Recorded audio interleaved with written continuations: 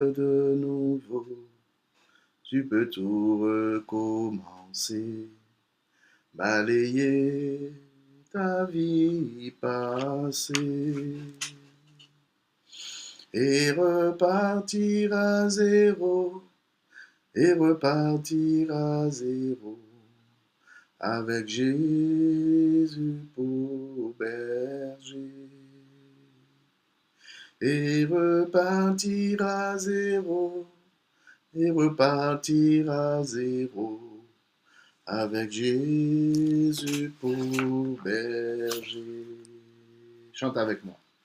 Tu peux naître de nouveau, tu peux tout recommencer, balayer ta vie passée et repartir à zéro, et repartir à zéro, avec Jésus pour berger, mon ami.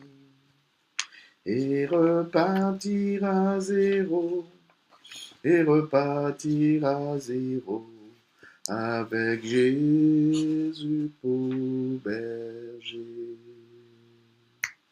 Tu peux boire de cette eau, source de la pureté, source de la vérité.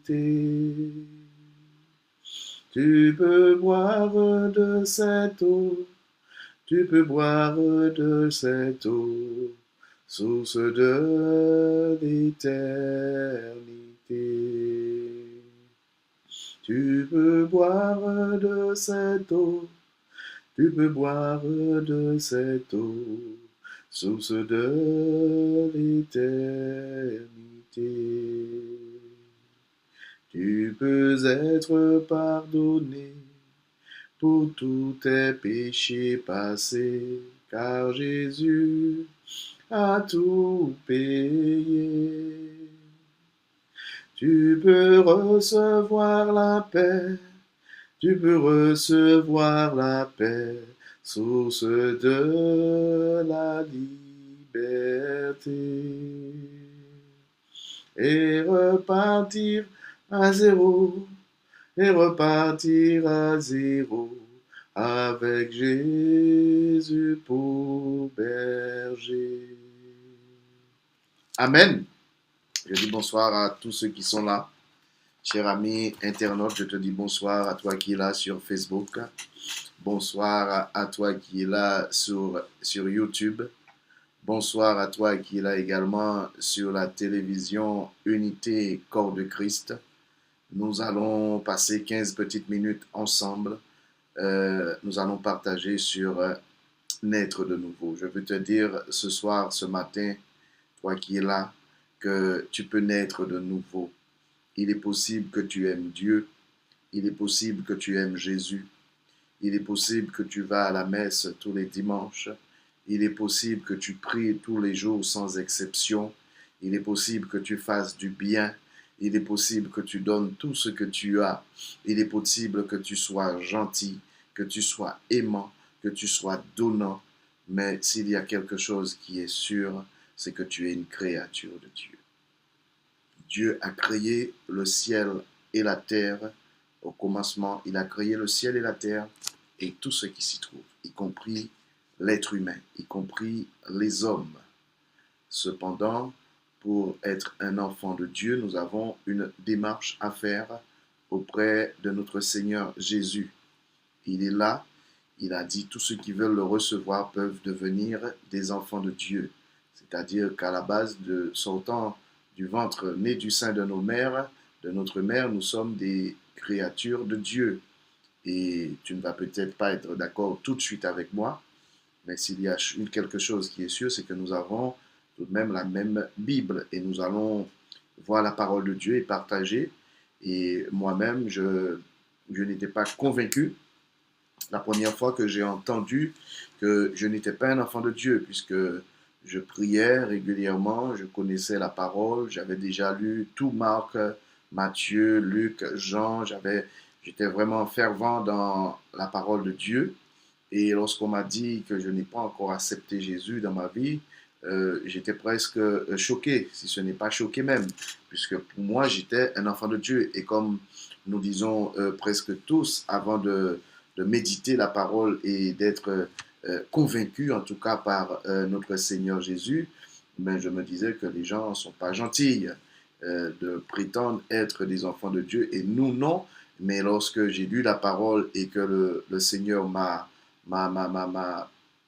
montré, en tout cas, que sa parole est la vérité, bien, j'ai tout de suite compris que j'avais une démarche à faire, j'avais une démarche de pardon à faire, et j'avais à confesser de ma bouche que Jésus-Christ, il est mon Seigneur, qu'il est mon Maître, et que je voulais appartenir à ce Jésus. Nous allons prendre la parole. Si tu as ta Bible à côté de toi, va la chercher pour voir en même temps que moi, si tu ne l'as pas à tes côtés, en même temps que moi, toi qui regardes ce message sur Facebook ce matin ou ce soir, ça dépend de l'heure qu'il est ou chez toi. Prends la Bible dans l'évangile de Jean, l'évangile selon Jean, chapitre 1er et au verset 12. Ben, je vais commencer avec toi dès le verset 1er pour bien comprendre, comment je dirais, pour bien comprendre ce passage, pour le contexte, voilà le mot que je cherchais, pour bien comprendre le contexte et comprendre qui on accepte et de qui on parle dans la parole et de Dieu. Au commencement, Jean 1, chapitre 1er, c'est le verset 12 qui nous intéresse. On commence au premier pour comprendre le verset 12. Au commencement était, j'ai une version, la version Louis, non, je vais prendre la version Louis II, puisque j'ai la version Semeur. Je vais prendre la même version que toi qui es là avec moi sur YouTube, toi qui es avec moi sur Facebook. Au commencement était la parole, et la parole était avec Dieu. Et la parole était Dieu. Elle était au commencement avec Dieu. Toute chose a été faite par elle, puisque la parole, c'est Dieu. Toute chose a été faite par Dieu. Et rien de ce qui a été fait n'a été fait sans elle. En elle était la vie, puisque Jésus est en Dieu. Dieu est en lui. Et Jésus est la résurrection et la vie. Donc, dans la parole, dans Dieu, il y avait Jésus. Il y avait la vie. Et la vie était la lumière des hommes. Jésus est la lumière des hommes. La vie qui est dans la parole, c'est Jésus. Et ce Jésus, c'est la lumière des hommes. Est-ce que tu me comprends jusque-là? Toute chose a été faite par la parole. Rien de ce qui n'a été fait sans la parole. La parole était la vie. D'accord? Nous sommes d'accord. Donc, le verset 4 nous dit, en elle était la vie. En Dieu était Jésus. En Dieu était la parole. Puisque Dieu est dans le Fils est dans le Père. Le verset 5, la lumière, lui, dans les ténèbres. Et les ténèbres ne l'ont point reçu. Il y eut un homme envoyé de Dieu. Son nom était Jean. On parle bien de Jean-Baptiste. Il vint pour servir de témoin, pour rendre témoignage à la lumière, afin que tous crussent par lui. Il n'était pas la lumière. Jean-Baptiste n'était pas la lumière. D'accord? Mais il parut pour rendre témoignage à Jésus qui est cette lumière. Cette lumière est la véritable lumière qui, en venant dans le monde, éclaire tout homme. Nous sommes d'accord que Jésus est notre lumière. Et le monde a été fait par elle. Et le monde ne l'a point connue. D'accord? C'est la parole de Dieu. Elle est venue chez les siens et les siens ne l'ont point reçue. Et voilà le verset qui nous intéresse. Donc, écoute bien. N'écoute pas pour me répondre. N'écoute pas pour commenter. Mais écoute pour comprendre. Et par la suite, même quand tu vas sortir devant ton ordi ou ta tablette ou ton téléphone, demande à ce Jésus de t'expliquer. Dis-lui, j'ai vu un monsieur qui parle là, mais cette histoire d'accepter tout cela, explique-moi cela. Et tu verras que le Seigneur Jésus va t'expliquer. puisque lorsque je parle, j'ai même eu quelqu'un qui m'a dit chacun est libre de choisir sa religion. Là, je ne suis pas en train de parler de religion, de dénomination, quel que soit là où tu pries dans le milieu catholique, adventiste, évangélique, quelle que soit. La religion d'ailleurs ne sauve pas, c'est Jésus qui sauve. Le pasteur ne peut rien pour toi, le curé, le prêtre ne peut rien pour toi, c'est Jésus le seul qui sauve. Donc ici, nous parlons de Jésus-Christ de Nazareth, le Fils de Dieu. Nous ne parlons pas de pasteur, de curé, de religion, de dénomination. Donc, tu demandes à ce Jésus, Jésus-Christ de Nazareth, de qui on parle maintenant, qui est la lumière dans ce monde, et qui veut faire de toi la lumière dans ce monde également. Demande-lui de t'aider à comprendre, pas par l'intelligence, mais par le Saint-Esprit. Parce qu'avec l'intelligence, tu ne vas rien comprendre. Excuse-moi de te le dire, je comprenais déjà tous les évangiles par l'intelligence. Mais c'est avec la révélation du Saint-Esprit de Dieu que nous parvenons à comprendre avec exactitude la pensée de notre Dieu. Mais à tous ceux, le verset 12, mais à tous ceux qui l'ont reçu, à ceux qui croient en son nom, elle, c'est-à-dire cette lumière. Jésus, ce n'est pas une femme, donc c'est elle, à tous ceux qui croient en cette lumière, à tous ceux qui croient en son nom qui est Jésus-Christ de Nazareth, cette lumière, c'est-à-dire Jésus, elle a donné le pouvoir de devenir enfants de Dieu,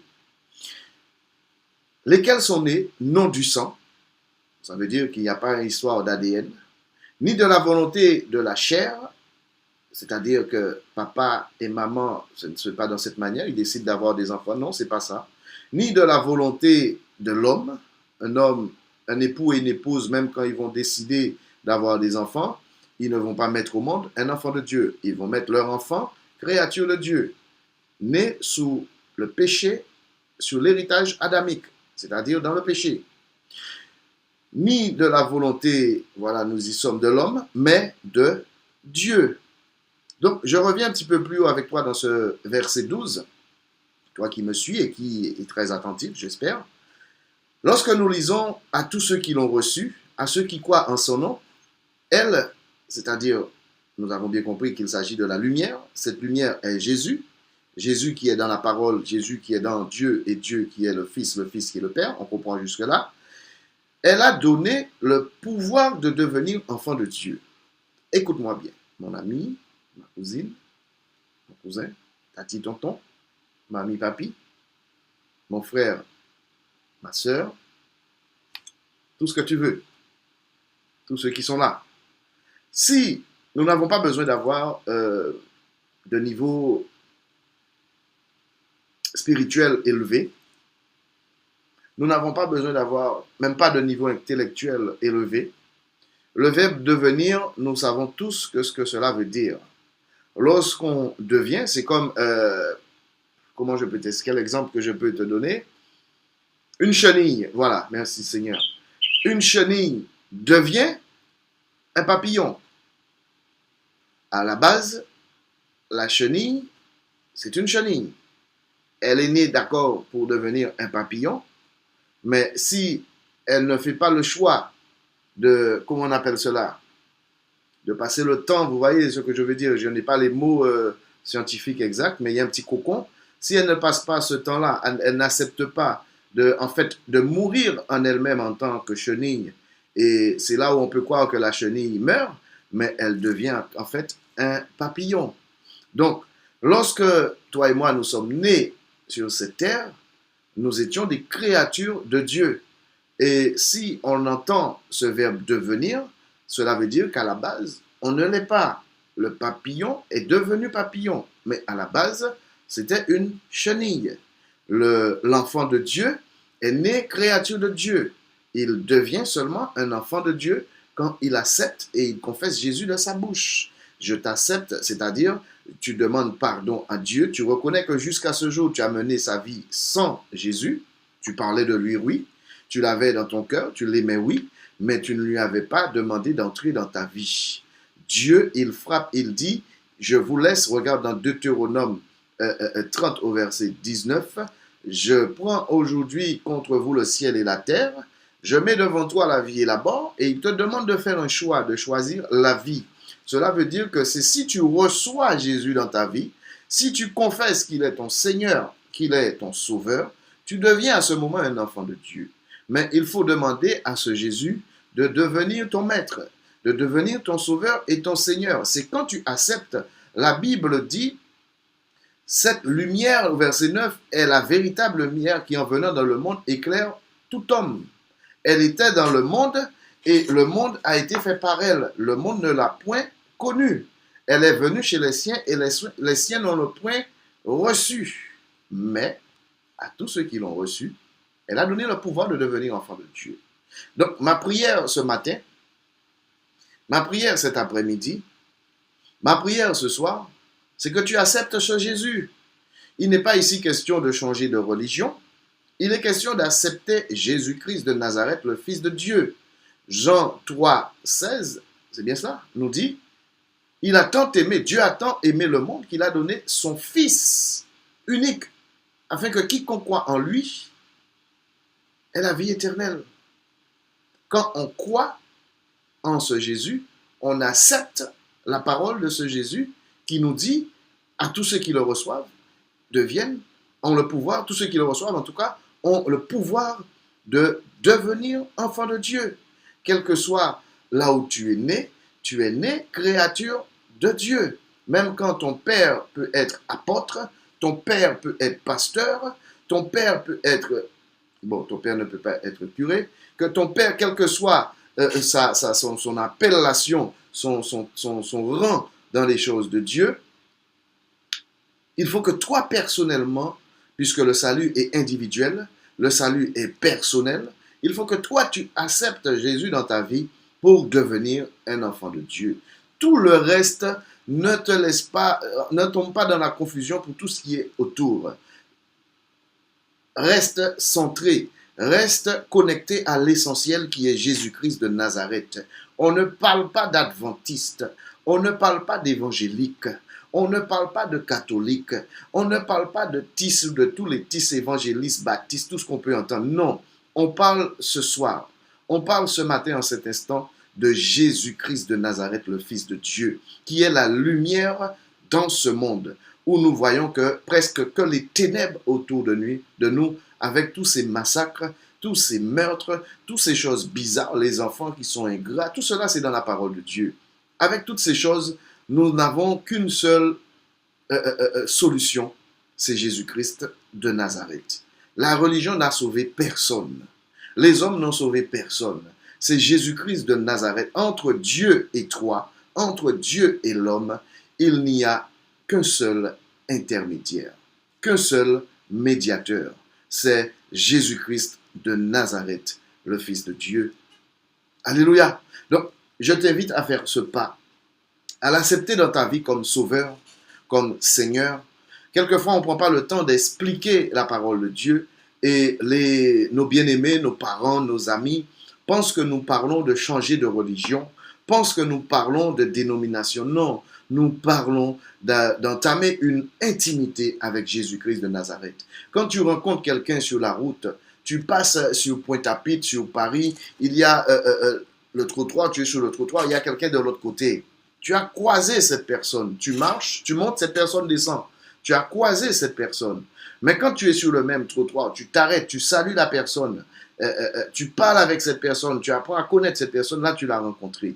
Beaucoup ont entendu parler de Jésus. Beaucoup ont croisé Jésus.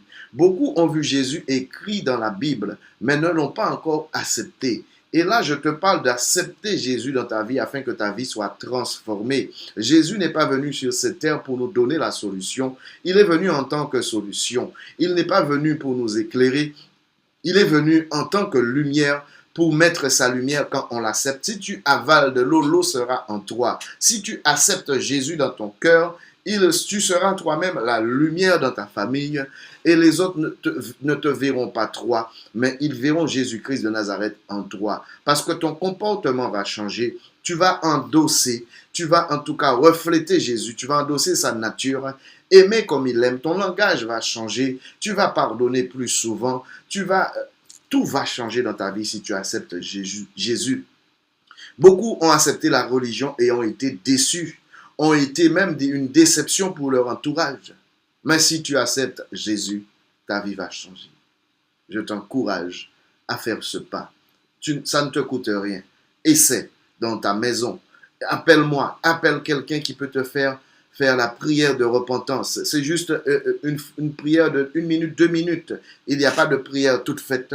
C'est demander pardon à Dieu. Reconnaître sa vie de péché. Reconnaître que Jésus-Christ, il est mort à la croix, il est ressuscité, il est assis à la droite du Père.